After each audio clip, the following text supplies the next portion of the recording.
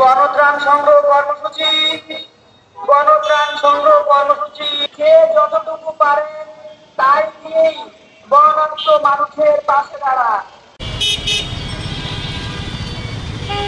ভাইয়া আমরা প্রথম কাপড় চোপড় নিচ্ছি। হ্যাঁ ভাইয়া আপনারা যে যা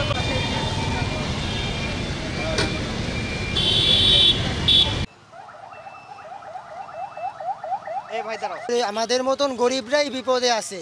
এখন আমরা যদি তাদের পাশে না থাকি তাহলে কে থাকবে? এই কারণেই আমি সাহায্যটা করলাম।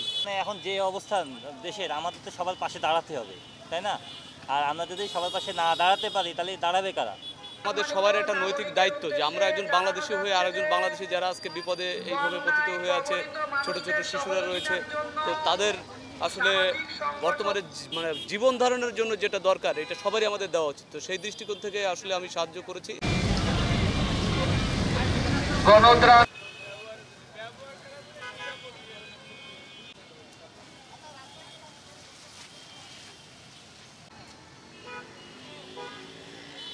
উক্ত কর্মসূচি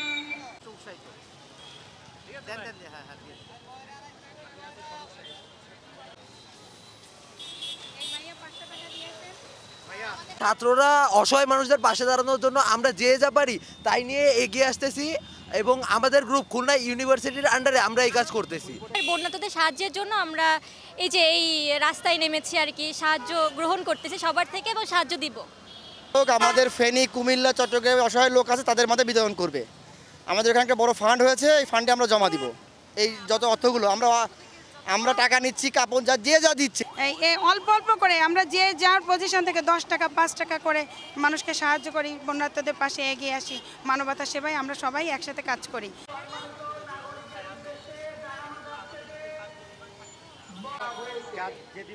উক্ত কর্মসূচি সকাল